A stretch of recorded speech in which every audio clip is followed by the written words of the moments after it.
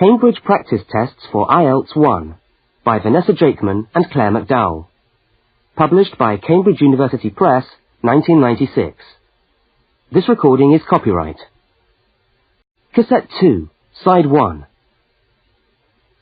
Practice Test 3. You will hear a number of different recordings, and you will have to answer questions on what you hear. There will be time for you to read the instructions and questions, and you will have a chance to check your work. All the recordings will be played once only. The test is in 4 sections. Write all your answers in the listening question booklet. At the end of the test, you will be given 10 minutes to transfer your answers to an answer sheet. Now turn to section 1 of your question booklet.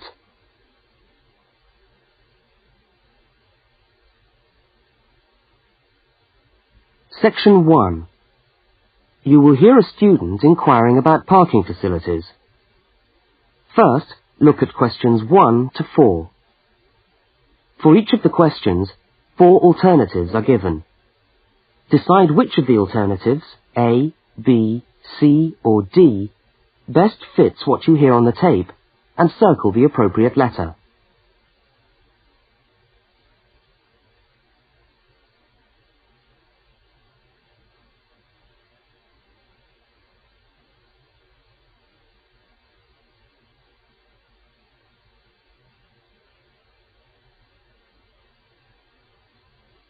You will see that there is an example which has been done for you. On this occasion only, the conversation relating to the example will be played first.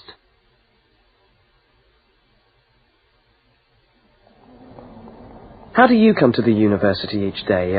Train or bus, or do you have a car? Oh, I always walk. I haven't got a car, and anyway, I live quite close.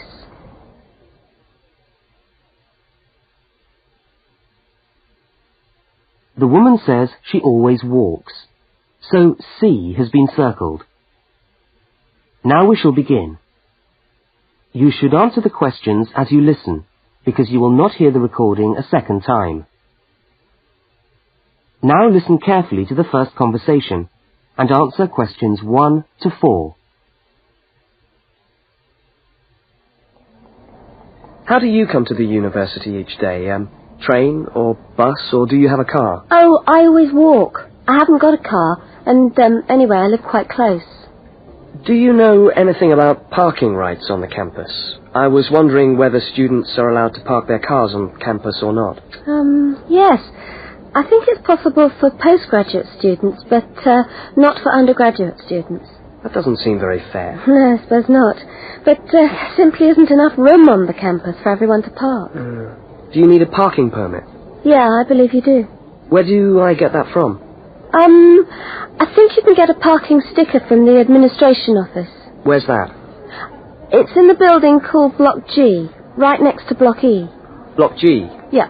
Oh, right. And what happens to you if you don't buy a sticker? Do they clamp your wheels or give you a fine? No, I think they tow your car away. Oh, really? Yeah. And then they fine you as well, because you have to pay to get the car back. I better get the sticker then. Yeah. Where exactly is the administration office again? I'm new to this university and I'm still trying to find my way around. Right. You go along Library Road, past the tennis courts on your left and the swimming pool on your right. Yeah. And the administration office is opposite the car park on the left. You can't miss it. So it's up Library Road, past the swimming pool, opposite the car park. Right, I'll go straight over there. Bye, and thanks for the help.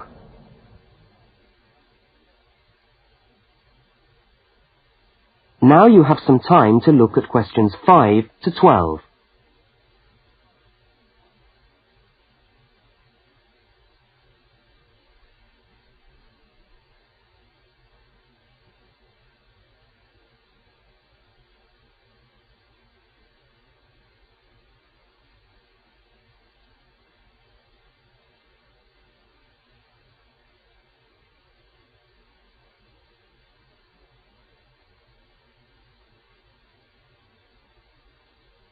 As you listen to the next conversation, complete the application form in the spaces numbered 5 to 10 and answer the questions numbers 11 to 12.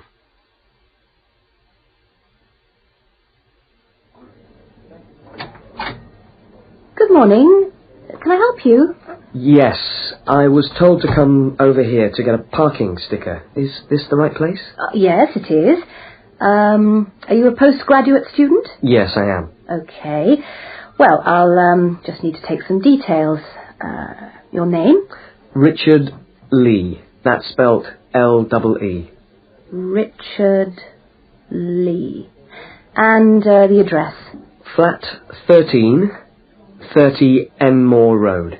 How do you spell Enmore? Oh, E-N-M-O-R-E.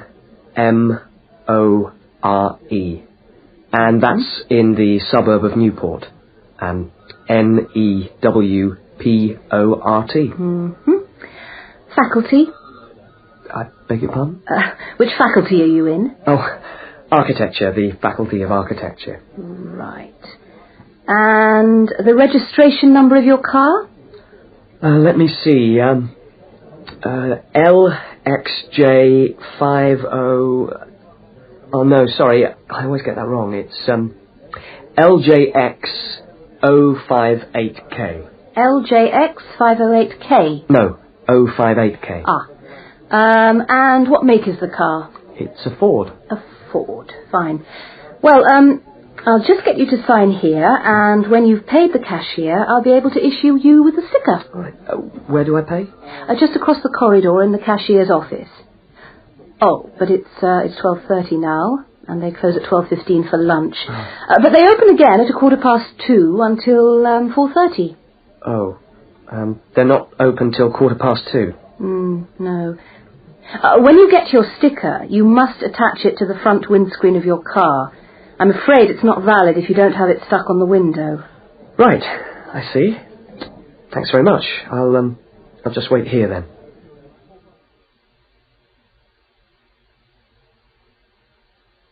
That is the end of section 1.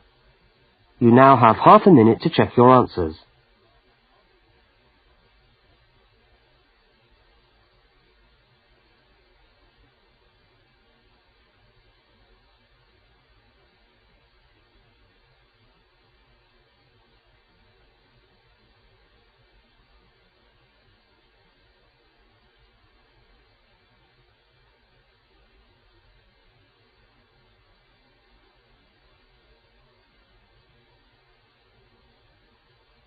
Now turn to section 2.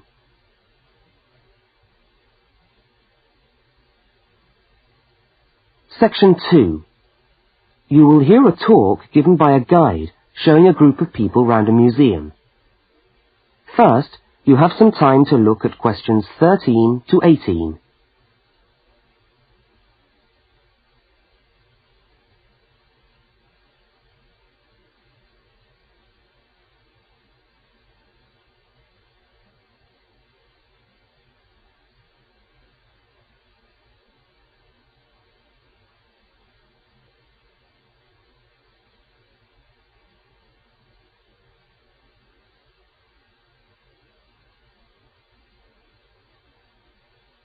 Now listen to the guide and complete the notes by filling in the numbered spaces 13 to 18.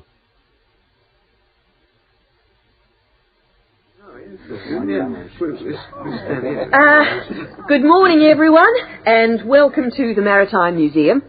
Now, before we commence our tour, I'd just like to tell you a little bit about the history of the museum.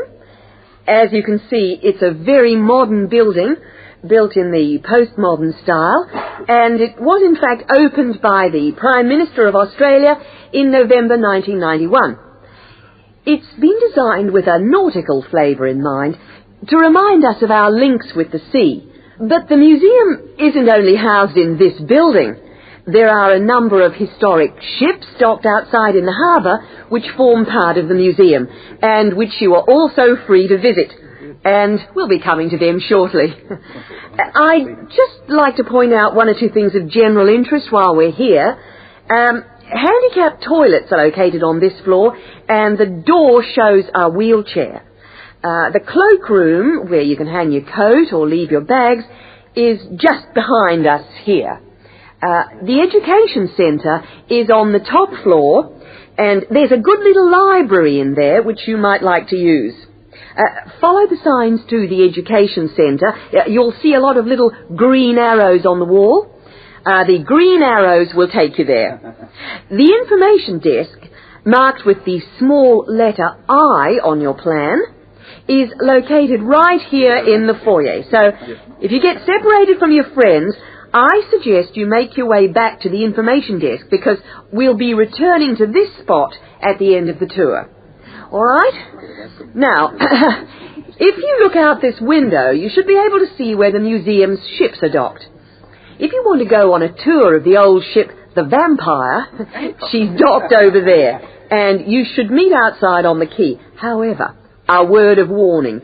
I don't recommend it for the grandmas and grandpas, because there are lots of stairs to climb. Right now, let's move on. Oh, I almost forgot to give you the times for that tour. Now, tours of the Vampire run on the hour, every hour. All right? Now look at questions 19 to 23.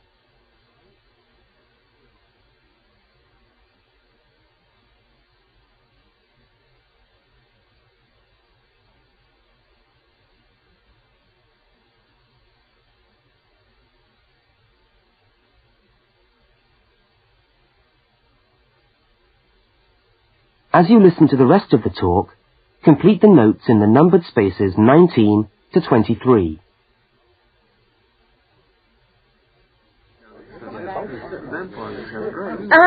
Let's take a walk around the museum now. The first room we're coming to is the theatre. This room is used to screen videos of special interest, and we also use it for lectures. There's a continuous video showing today about the voyages of Captain Cook, so come back here later on if you want to learn more about Captain Cook. Now, we're moving along the gallery known as the Leisure Gallery. This is one of our permanent exhibitions, and here we try to give you an idea of the many different ways in which Australians have enjoyed their time by the sea. Surfing, swimming, life-saving clubs, that's all very much a part of Australian culture. At the end of this section, we'll come to the picture gallery, where we've got a marvellous collection of paintings, all by Australian artists.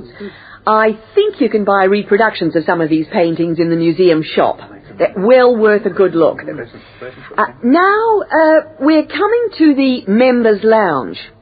Now, as a member of the museum, you would be entitled to use the Members' Lounge for refreshments. Membership costs $50 a year or $70 for all the family. So it's quite good value, because entry to the museum is then free. And down at the far end of this floor, you'll find the section which we've called Passengers and the Sea. In this part of the museum, we've gathered together a wonderful collection of souvenirs from the old days when people travelled by ship. You'll find all sorts of things there. Old suitcases, ship's crockery, first-class cabins decorated in the fashion of the day. Just imagine what it must have been like to travel first class. Now, I'm going to leave you to walk around the museum on your own for a while, and we'll all meet back again at the information desk in 3/4 of an hour's time. I hope you enjoy your time with us at the museum today. Thank you.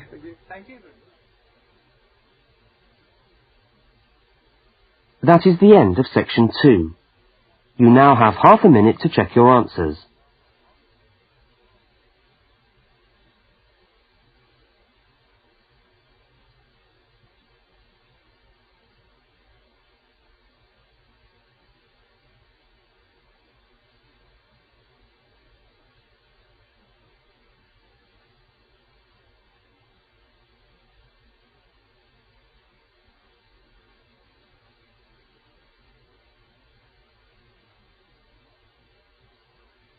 Now turn to section 3.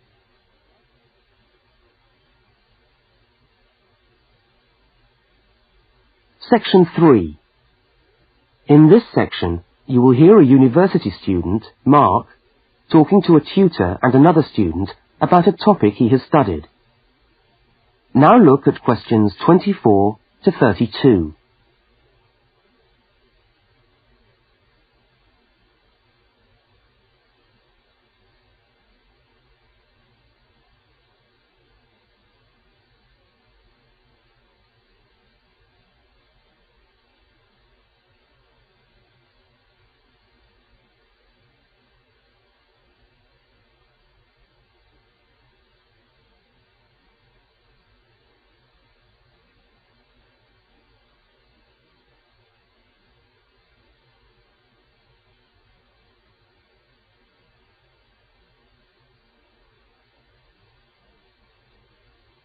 Now listen to the conversation and answer questions 24 to 32.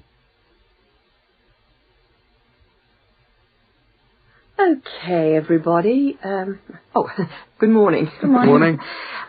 It's Mark's turn to talk to us today, so Mark, I'll ask you to get straight down to business. All right. Now, following on from what we were discussing last week in Susan's tutorial on approaches to marketing, you were going to give us a quick rundown on a new strategy for pricing, which is now being used by many large companies, known as revenue management, before we go on to your actual tutorial paper on sales targets. Is that correct? Yeah, okay, well... So, what exactly is revenue management? Well, it's a way of managing your pricing by treating things like airline tickets and hotel rooms rather more as if they were perishable goods. Yeah, I just tried to book a ticket yesterday for Perth, and would you believe there are 3 different prices for the flight? Right, and what was the rationale for that? Well, the travel agent said it depended on when you book and the length of the stay. Like, it's cheap if you stay away for a Saturday night, presumably because this isn't business travel, and even cheaper if you buy a ticket where you can't get a refund if you have to cancel. In that case, the ticket cost about half the price. You wouldn't think it would make that much difference, would you? Well, it does, and that's basically because the airlines are now treating their seats like a commodity. You see, if you want a seat today, then you pay far more for it than if you want it in 3 weeks' time. That seems rather unfair. Well, not really. When you think about it, that's just common sense, isn't it? Well, I suppose so. What this actually means is that in the same row of seats on the same flight, you could have 3 people who have all paid a different price for their tickets. And is this just happening in Australia? No, it's the same all over the world. Airlines are able to market a seat as a perishable product with different values at different stages of its life. Well, like mangoes or apples at the market. Yeah, it's exactly like that. The fact is that the companies are not actually interested in selling you a cheap flight. They're interested in selling the seats and flying airplanes that are full. Mark, why do you think revenue management has come about? Well, as far as I can see, there are 2 basic reasons. Firstly, because the law has been changed to allow the companies to do this. You see, in the past, they didn't have the right to keep changing the prices of the tickets. And secondly, we now have very powerful computer programs to do the calculations, and so the prices can be changed at a moment's notice. So you mean 10 minutes could be critical when you're buying a plane ticket? Absolutely. That's right. Yep. And I understand we've almost reached the stage where these computer programs that the airlines are using will eventually be available to consumers to find the best deals for their travel plans from their home computer. Heavens, what a thought. So the travel agent could easily become a thing of the past if you could book your airline tickets from home. Yeah. Are there any other industries using this system, or is it restricted to the airline business? No, many of the big hotel groups are doing it now. That's why the price of a bed in a hotel can also vary so much, depending on when and where you book it. It's all a bit of a gamble, really. Yeah, and hire car companies are also using revenue management to set their tariffs, because they're also dealing with a commodity, if you like. So the cost of hiring a car will depend on demand. Well, thank you, Mark, for that overview. That No was trouble. well researched. Now, let's get on with your main topic for today. That is the end of section 3. You now have half a minute to check your answers.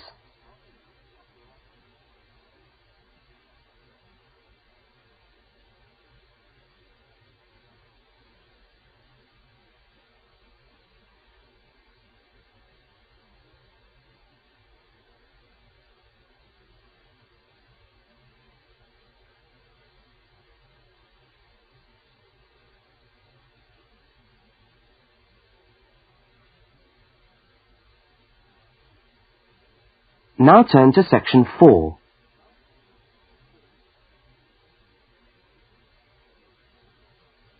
Section 4. You are going to hear a short talk on space management in supermarkets. First, you have some time to look at questions 33 to 37.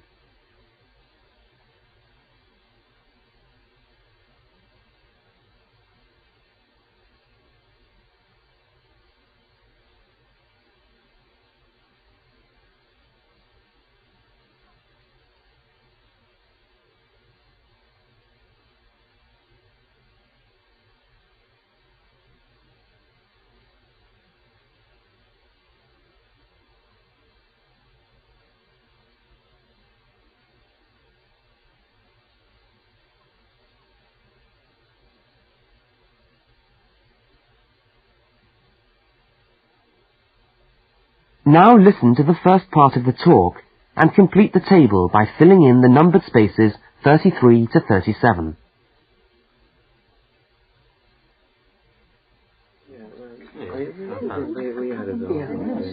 Good morning. Welcome to this talk on space management. And today I'm going to look particularly at space management in the supermarket. Now, since the time supermarkets began, marketing consultants like us have been gathering information about customers' shopping habits. To date, various research methods have been used to help promote the sales of supermarket products. There is, for example, the simple and direct questionnaire, which provides information from customers about their views on displays and products, and then helps retailers make decisions about what to put where. Another method to help managers understand just how shoppers go around their stores are the hidden television cameras that film us as we shop and monitor our physical movement around the supermarket aisles. Where do we start? What do we buy last? What attracts us, etc. More sophisticated techniques now include video surveillance and such devices as the eye movement recorder. This is a device which shoppers volunteer to wear taped into a headband and which traces their eye movements as they walk round the shop, recording the most eye-catching areas of shelves and aisles. But with today's technology, space management is now a highly sophisticated method of manipulating the way we shop to ensure maximum profit. Supermarkets are able to invest millions of pounds in powerful computers which tell them what sells best and where. Now, an example of this is Spaceman, which is a computer program that helps the retailer to decide which particular product sells best in which part of the store. Now, Spaceman works by receiving information from the electronic checkouts, where customers pay, on how well a product is selling in a particular position. Spaceman then suggests the most profitable combination of an article and its position in the store.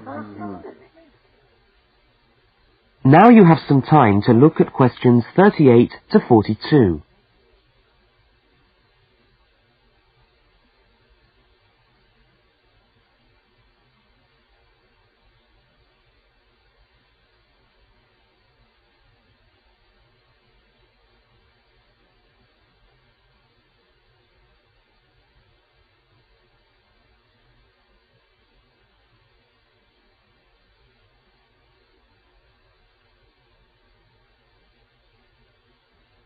As you listen to the rest of the talk, label the diagram by filling in the numbered spaces 38 to 42.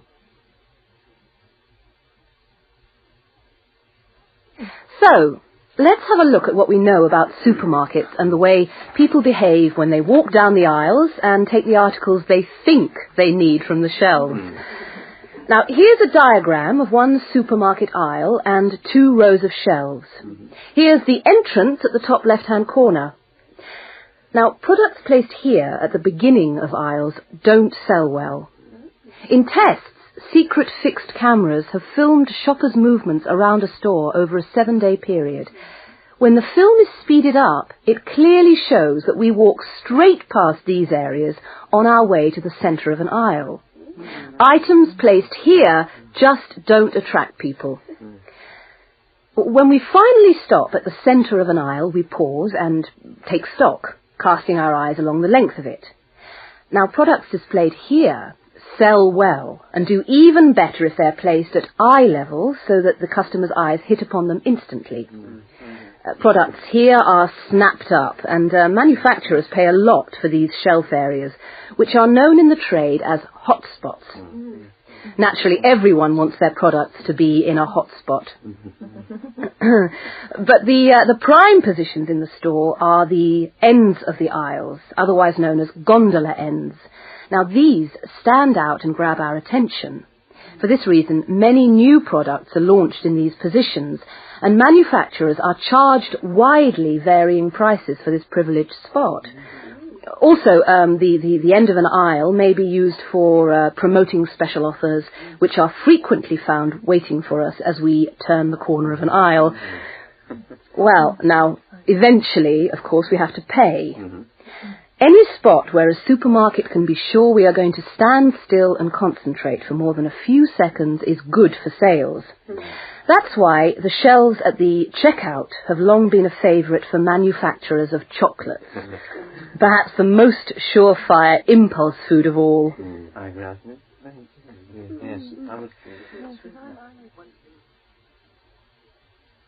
That is the end of section 4.